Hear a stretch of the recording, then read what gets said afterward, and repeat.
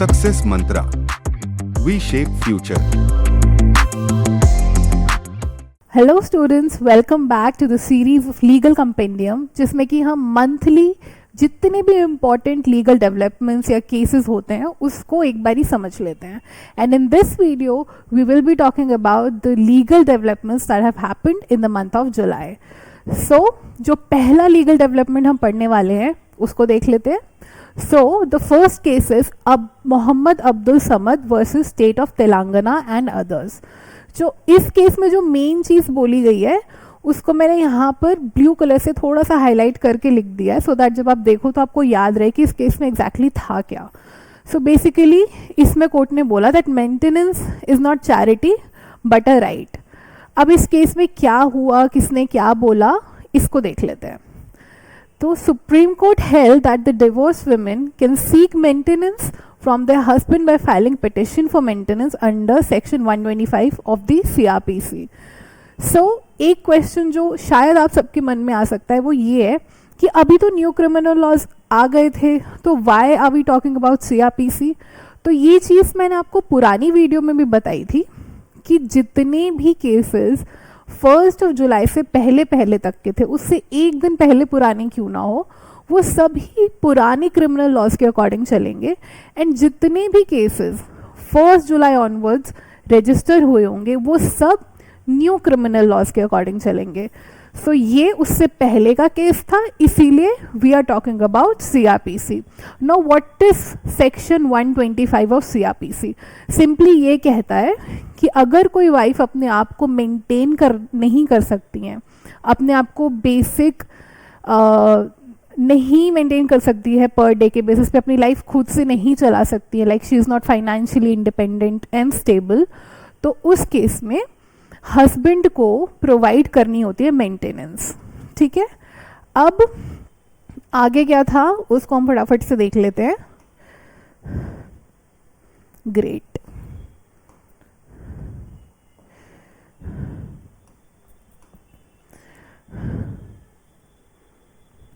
इसमें कोर्ट ने ये बोला दैट मेंटेनेंस इज बेसिकली ये है कि जेंडर पैरिटी को ये प्रमोट करता है। बेसिकली आप किसी भी वे में कोई चैरिटी नहीं कर रहे हो, एक विमेन का वो राइट है। अब किस किस विमेन के पास ये राइट है वो हमें देखना है।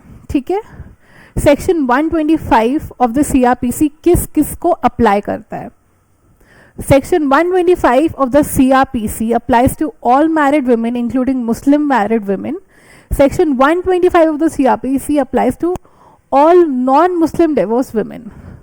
तो ठीक है, अभी तक हमने क्या चीज़ें देखी कि एक भाई मेंटेनेंस देना ही देना है हमें, and it is a right of the women, कोई चैरिटी आप कर नहीं रहे हो। सेकेंडली CRPC, क्यों पढ़ा CRPC? बिकॉज ये उससे पहले का केस है, 1 जुलाई से पहले का, और जितने भी उसके बाद के वो सब न्यू क्रिमिनल लॉज के अकॉर्डिंग चलेंगे। अब ये 125 अप्लाई किस किस पे हो रहा है? तो इसमें बोला गया है कि भैया जी मैरिड वुमेन पे भी अप्लाई होगा मुस्लिम, और नॉन मुस्लिम डाइवोर्स वुमेन पे भी अप्लाई होगा। उसके बाद इन लोगों ने क्या क्या चीज़ें बोली है? Section 125 of the CRPC applies to all such women and Muslim women married and divorced under the Special Marriage Act.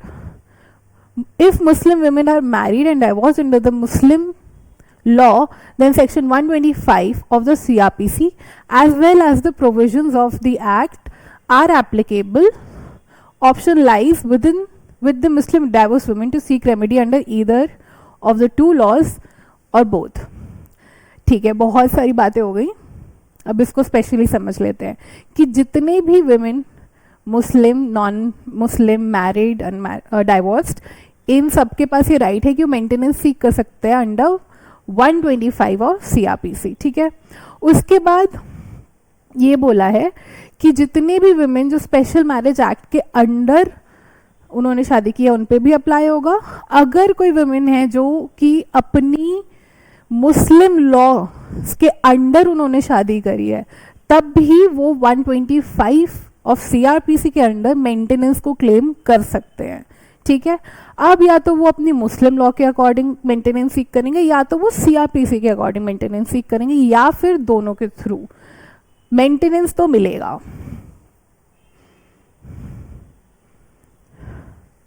अब मेन बात यही थी। अब हम आ जाते हैं अपने सेकंड केस की तरफ, which is Shailesh Kumar Srivastava versus a state of UP and others. अब इसमें मेन क्या बात हुई थी, अगेन मैंने ब्लू कलर में हाईलाइट करा हुआ है, आई होप वे विजिबल होगा। So right to freedom of religion can not be constitute as right to convert others. So as we all know कि कॉन्स्टिट्यूशन ऑफ इंडिया सिटीजन्स को कुछ राइट प्रोवाइड करता है, one of which is right to religion, यानी कि हम कोई भी रिलीजन को फ्रीली प्रैक्टिस कर सकते हैं। अब इस केस में मेनली ये बोला गया कि हाँ, आप बिल्कुल किसी भी रिलीजन को फ्रीली प्रैक्टिस कर सकते हो, बट राइट टू रिलीजन ये नहीं अलाउ करता कि आप किसी और को भी अपना रिलीजन चेंज करने के लिए फोर्स करो। ठीक है, अब इस केस में क्या हो रहा है वो देख लेते हैं। तो order was passed by Justice Rohit Ranjan Agarwal while rejecting the bail plea of Srinivas Rao Nayak of Maharajganj and was booked under section 3 and 5 clause 1 of the UP Prohibition of Unlawful Conversion of Religion Act। इसके fact से हम ज़्यादा better समझ पाएंगे कि क्या हुआ था, कैसे हुआ था और अब कोर्ट ने क्या करा। बेसिकली 15 फेब को इन लोगों को बुलाया गया एक जगह पर, और उस जगह पे मोस्टली, अब इसको एक नॉर्मल स्टोरी की तरह सुनो, मोस्टली जो भी लोग थे वो एससी कम्युनिटी को बिलोंग करते थे। अब जो हमारे जिनके अगेंस्ट ये केस हुआ, उन्होंने क्या बोला कि भाई आप इसको आप कन्वर्ट हो जाओ दूसरे रिलीजन में, क्रिश्चियनिटी में कन्वर्ट हो जाओ, क्रिश्चियनिटी को अपना लो, उनकी प्रैक्टिसेस करो जो भी क्रिश्चियनिटी डिमांड करता है, सो दैट आपकी एक पीसफुल लाइफ रहे। सो एक तरीके का थ्रेट है, एक तरीके का इन्फ्लुएंस है ये आप जो कर रहे हो। अब इसमें से कुछ लोग तो कन्वर्ट हो गए, बट जिस इंसान ने केस फाइल किया वो वहां से चला गया और उसने केस फाइल कर दिया। अगेन फिर जो ऑपोजिशन में काउंसिल थे उन्होंने ये बोला कि नहीं, ये सब झूठ है, ऐसा कुछ नहीं हुआ एंड ये फॉल्स एक्यूजेशन लग रहे हैं। सो एज यूजुअल, तो इसी के लिए केस फाइल हुआ एंटी कन्वर्जन एक्ट के अंदर। अब कोर्ट ने स्पेसिफिकली क्या बोला, इलाहाबाद हाई कोर्ट ने, इलाहाबाद हाई कोर्ट ने एक तो बेल डिनाई कर दी श्रीनिवास को, और ये बोला कि individuals have the right to freely practice and profess their religion, लेकिन आप कन्वर्ट नहीं कर सकते। लाइक आई सेड, आप फ्री हो, यहाँ पे आपके पास ये राइट है कि आप फ्रीली कोई भी रिलीजन को प्रैक्टिस कर सकते हो, लेकिन बिल्कुल भी आप किसी और को कन्वर्ट करो अनड्यू इन्फ्लुएंस से, किसी भी थ्रेट से, कैसे भी डरा धमका के, तो वो बिल्कुल भी अलाउड नहीं है, इसीलिए इनको बेल भी नहीं दी। अब थर्ड अपडेट देख लेते हैं जुलाई में क्या मेजर हुआ। जैसे कि मैं हर वीडियो में कुछ ना कुछ गुड न्यूज़ लेके आ जाती हूँ फॉर लॉ ग्रेजुएट्स एंड जिनको आगे चल के लॉ करनी है, जैसे आप लोग हो। तो अब ये है बार काउंसिल की फीस से रिलेटेड। सो आई थिंक मैंने आपको पहले भी बताया है कि आप जैसे ही लॉ कंप्लीट कर लेते हो आप लॉ ग्रेजुएट कहलाते हो, लेकिन ये जो लॉ ग्रेजुएट और एडवोकेट होने तक का डिस्टेंस है ना, वो बार काउंसिल में रजिस्ट्रेशन होने के बाद कवर होता है। ठीक है, आप जैसे ही अपनी लॉ कंप्लीट कर लेते हो उसके बाद आपको अपने स्टेट के बार काउंसिल में जाके रजिस्ट्रेशन करानी पड़ती है, कुछ डॉक्यूमेंट सबमिट करके रजिस्ट्रेशन करानी पड़ती है, फिर जाके आपको आपका लाइसेंस प्रोवाइड होता है एंड सर्टिफिकेट प्रोवाइड होता है। After that you are suppose to give an all India bar examination, जिससे कि आप फिर इंडिया में किसी भी स्टेट में जाके प्रैक्टिस कर सकते हो। Without the licence you can not practice, ठीक है, ना ही अपनी स्टेट में, और जब तक आप वो ऑल इंडिया बार एग्जामिनेशन नहीं देते हो तब तक आप इंडिया में किसी भी स्टेट में जाके ऐसे ही जाके प्रैक्टिस नहीं कर सकते। ठीक है, अब इसके लिए क्या होता था कि हर स्टेट अलग अलग चार्जेस, हर बार काउंसिल का जो सिस्टम था चार्जिंग का वो डिफरेंट रहता था। कोई 15,000 क्लेम कर रहा है, कोई 20,000 क्लेम कर रहा है, कोई उससे भी ऊपर जा रहा है कि आप इतनी इतनी फीस दोगे, बार काउंसिल में सबमिट करोगे, उसके बाद ही आपको लाइसेंस मिलेगा। सो इन सब चीज़ को लिए बात उठी एंड घूमते घामते एडवोकेट्स अंडर एक्ट के अंदर, ठीक है, उसके बाद एक्चुअल डिसीजन ये निकला कि जितनी भी बार काउंसिल्स है they can not charge more than ₹750 as the enrolment fees. मतलब इमेजिन करिए कहाँ वो 15,000 20,000 उससे ज़्यादा भी चार्जेस होते थे, अब यू जस्ट हैव टू पे ₹750, उससे ज़्यादा दे कैन नॉट आस्क यू। इसके बाद जो सबसे इम्पॉर्टेंट आई थिंक जुलाई के मंथ में सबसे मेजर न्यूज़ जो रही है वो है रिजर्वेशन को लेकर।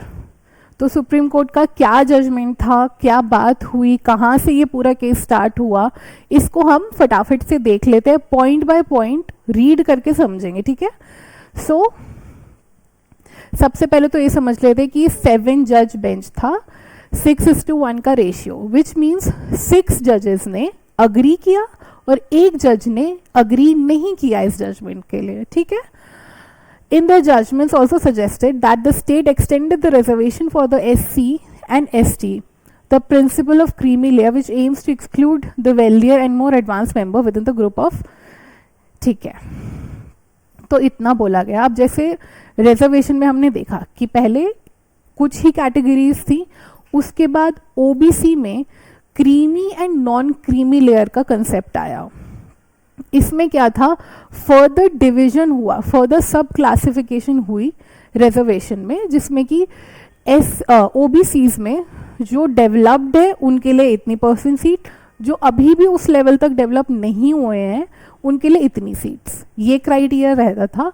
अब वही सेम क्राइटेरिया फॉर एससीज एंड एसटीज भी एप्लीकेबल होगा, विच मीन्स एससीज एंड एसटीज के अंडर भी और सब क्लासिफिकेशंस होंगी, ठीक है। अब आगे देख लेते हैं कहाँ से क्या शुरू हुआ, कैसे हुआ। तो 1975 पे जाते हैं। पंजाब गवर्नमेंट ने एक डिसीजन दिया था कि जो भी रिजर्वेशन है एससीज का, उसको पहले तो दो पार्ट्स में डिवाइड करेंगे, 25% रिजर्वेशन रहेगा इन 2 पार्ट्स में डिवाइड करेंगे। 2 पार्ट्स कौन से, एक होगा बाल्मीकि कम्युनिटी एंड मजहबी सिख्स का, दूसरा रहेगा बाकी जितने भी शेड्यूल कास्ट है उनका, ठीक है। तो क्या बोला पंजाब गवर्नमेंट ने कि 25% रिजर्वेशन रहेगा, जितने भी एससीज हैं उनको 2 कैटेगरीज में डिवाइड करेंगे, एक तो अदर एससीज हो गए, बाकी बाल्मीकि कम्युनिटी एंड मजहबी सिख्स, ठीक है। बट इस चीज को मतलब एक तरीके से रद्द कर दिया गया जब तक कोर्ट का डिसीजन नहीं आया। कौन से केस में, EV Chinnaiah versus state of Andhra Pradesh, which ruled that against sub-classification within the scheduled caste. As a consequence, the Punjab and Haryana High Court in 2006 struck down Punjab's notification. इस केस में ये बोला कि नहीं, ये क्लासिफिकेशन नहीं करना है, तो इसीलिए वो चीज़ स्ट्रक डाउन हो गई। अब इसके बाद देखते हैं क्या होता है। ये है बात हमारी 2004 की। The 2004 judgment delivered by a 5-judge constitution bench held that states cannot classify groups as scheduled caste, since that is a power reserved for the president under Article 341 of the Constitution. It emphasized that the scheduled caste category is homogeneous and sub-classification would violate equality rights. So इस judgment में ये बोला गया कि further sub-classification करने का right या power हमारे पास नहीं है, that power is with the president under Article 341 of the Indian Constitution.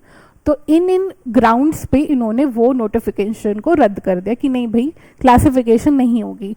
But फिर बाद में क्या हुआ, पंजाब ने फिर भी पास कर दिया Punjab scheduled caste and backward classes reservation in services act 2006, reintroducing first preference reservation for Balmikis and Mazhabi Sikhs for half of the scheduled caste quota.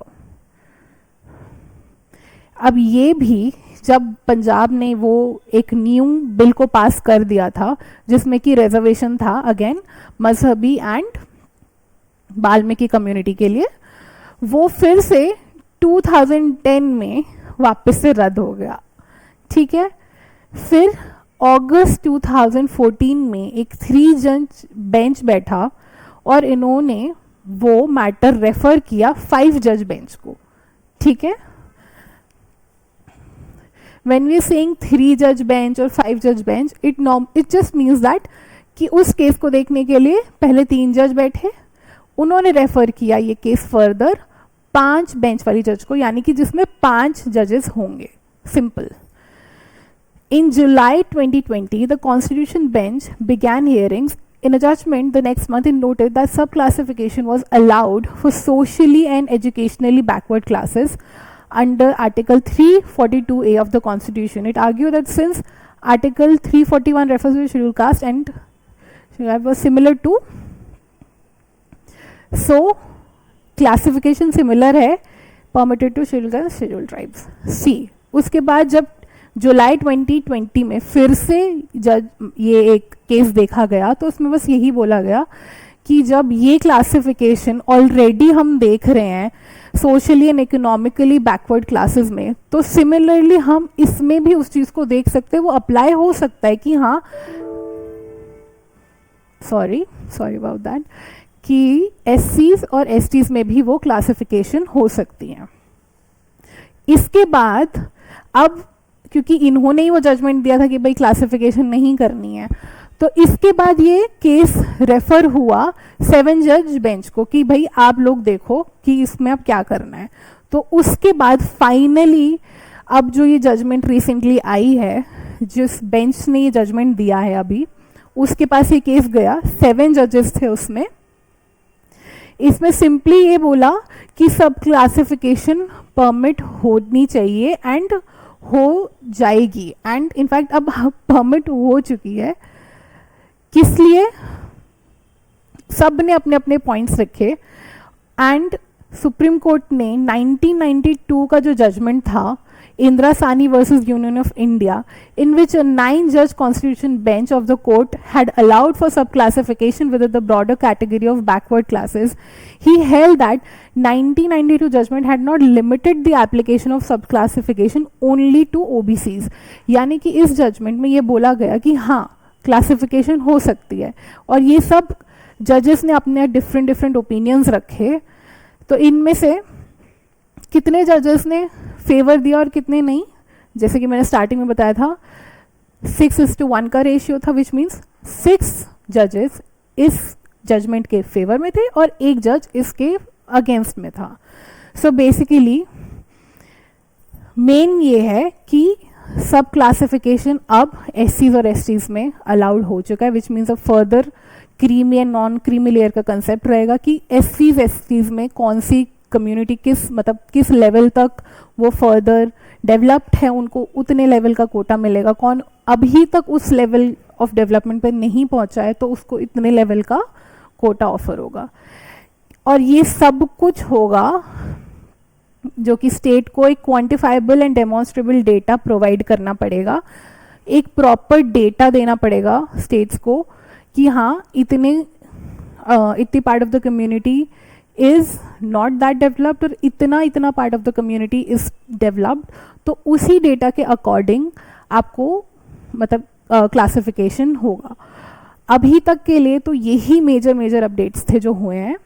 Let's meet next month. So I hope ये video आपके लिए थोड़ा तो helpful रहा ही होगा। You can also check our other videos and stay tuned for more videos. Thank you.